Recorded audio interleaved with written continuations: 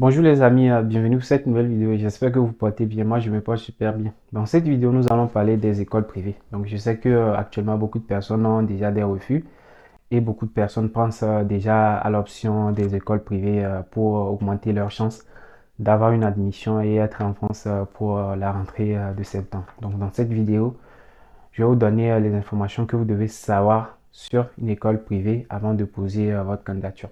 Mais avant de commencer, je vais vous demander de vous abonner, de liker, de partager, etc. Allez, c'est parti.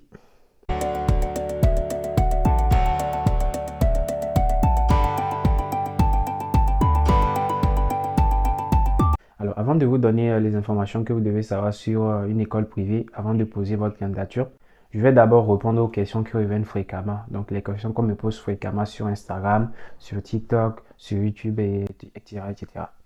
Alors, la première question que les gens me posent généralement, c'est de savoir est-ce que les écoles privées ont un calendrier de procédure. Donc, calendrier de procédure, et c'est quand la rentrée des écoles privées.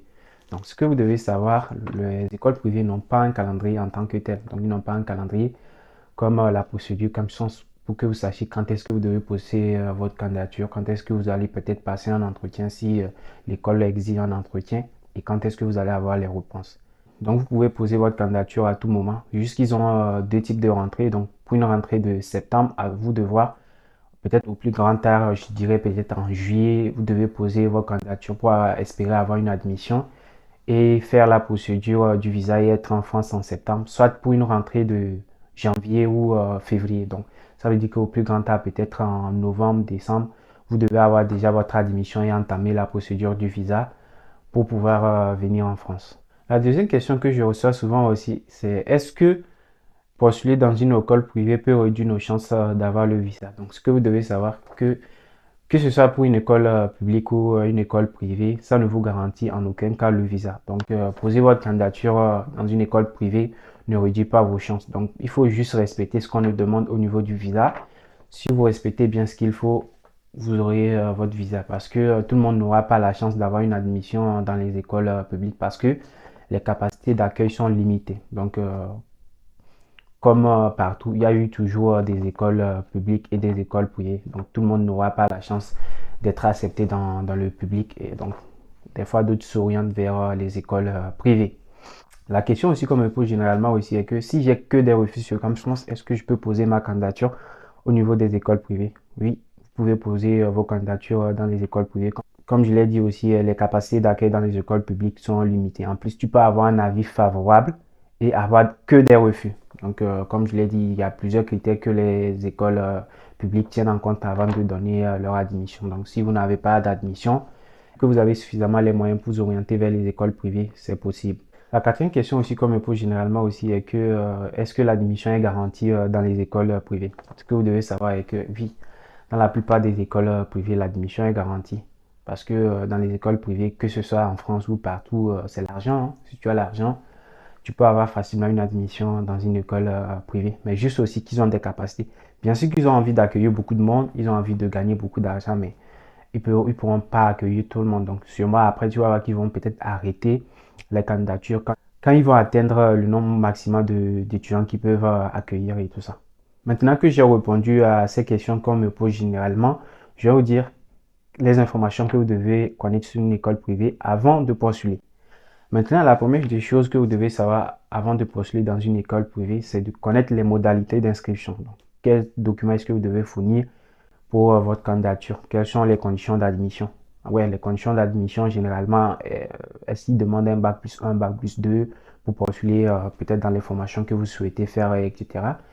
Et toutes ces informations, généralement, vous pouvez les trouver sur le site de l'école privée en question. Donc, généralement, pour chaque formation, ils ont des brochures donc, qui détaillent, comment dire, les conditions d'admission. Est-ce que peut-être en posant votre candidature, vous allez peut-être passer un entretien avec eux pour qu'ils arrivent à mieux comprendre qu'est-ce que vous recherchez ou etc. Vous pouvez trouver ces informations sur le site de l'université. Ce que vous devez savoir aussi avant de poser votre candidature dans les écoles privées, c'est les frais de scolarité.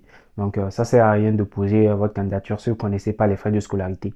Imagine vous posez votre candidature après admission, vous réalisez que vous ne pouvez pas payer. Donc avant de poser votre candidature dans une école privée, il est important de bien se renseigner sur les frais de scolarité. Comme je l'ai dit, vous pouvez trouver aussi ces informations sur les sites de l'université. Comme je l'ai dit, comme il y a des brochures. Certaines écoles privées ne mentionnent pas les frais de scolarité sur leur site, peut-être sur les brochures mises en ligne.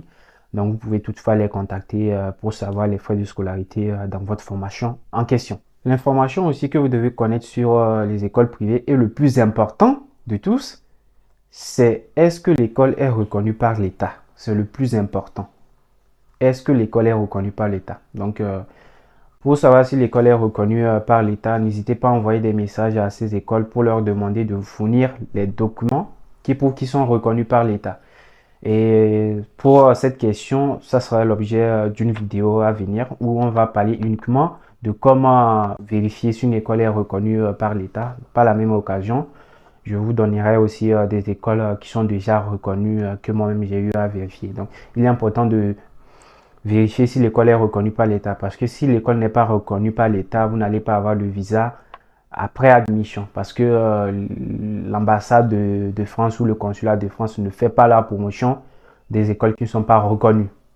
Donc, il est important de vérifier si l'école est bien reconnue par l'État. Alors, ce que aussi vous devez connaître avant de poser votre candidature, c'est la compte exigée par l'école privée. Donc, pour ceux qui ne savent pas la compte, en gros, quand tu postules dans les écoles privées, quand ils vont accepter ta candidature, avant de te délivrer l'admission, ils vont exiger que tu payes la compte. Donc, que tu payes, peut-être ça peut être un tiers ou un quart des frais de scolarité pour garantir ta place dans leur école et tout ça. Donc, vous devez vous renseigner pour savoir c'est combien vous devez payer. Supposons si c'est des frais de scolarité à 4 000 euros, la compte sera à combien? Est-ce que la compte ça sera à 1 000 euros, 500 euros, 1 200 euros? Donc, il est important aussi de savoir quel acompte vous devez verser à l'école pour qu'ils vous délivrent l'admission pour pouvoir continuer la procédure préconsulaire avec Campus France. Ce que vous devez savoir aussi, c'est les modalités de remboursement en cas de refus de visa.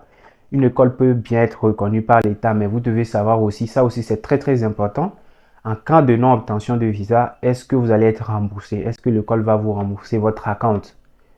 Imagine tu payes l'acompte de 1 500 euros, tu n'as pas le visa et tu n'es pas remboursé. Tu sais que ça va dévaster beaucoup de personnes et c'est pas la première fois que ces choses sont déjà arrivées. C'est déjà arrivé à plein de personnes. Ils n'ont pas pris le temps de demander ces genres d'informations. Ils n'ont pas eu le visa et on ne les rembourse plus leur argent. C'est pas facile. C'est pas facile de perdre une somme de peut-être 1 000 euros, 1 500 euros. Donc, demandez à l'école pour connaître les modalités de remboursement en cas de non-obtention de visa. C'est très important, les amis. Et en dernier, l'information que vous devez connaître par rapport aux écoles avant de poser votre candidature, ça, c'est pas tellement important aussi, mais il y a d'autres, je pense que ça peut intéresser à d'autres personnes, c'est de savoir est-ce que c'est possible et que votre admission soit reportée peut-être pour une rentrée décalée. Supposons vous posez votre candidature pour la rentrée de septembre. Vous faites les démarches et vous n'avez pas le visa. Donc, vous demandez est-ce que c'est possible que l'école reporte votre admission pour une rentrée de janvier parce que vous n'avez pas pu refaire peut-être une nouvelle demande une nouvelle demande de visa. Donc, vous dites que est-ce que l'école peut reporter votre admission pour une rentrée de janvier. Comme ça, vous allez peut-être pouvoir corriger votre dossier, ce qui n'a pas marché, et refaire une demande de visa pour une rentrée de janvier ou février. Donc, dans une vidéo à venir, nous allons un peu plus parler de la reconnaissance des écoles par l'État. Et par la même occasion, je ferai peut-être une petite vidéo pour vous donner un exemple de lettre que vous pouvez envoyer aux universités pour leur demander toutes ces informations que nous venons de citer. Et j'allais oublier aussi la question aussi que les gens me posent généralement aussi, c'est de savoir les frais de scolarité dans les écoles privées varient entre combien et combien. Donc les frais de scolarité généralement c'est entre, je dirais, 3 000. Donc 3 000 c'est pas mal, 3 000 à 10 000 euros, hein. Ça peut aller au-dessus de 10 000 euros. Voilà.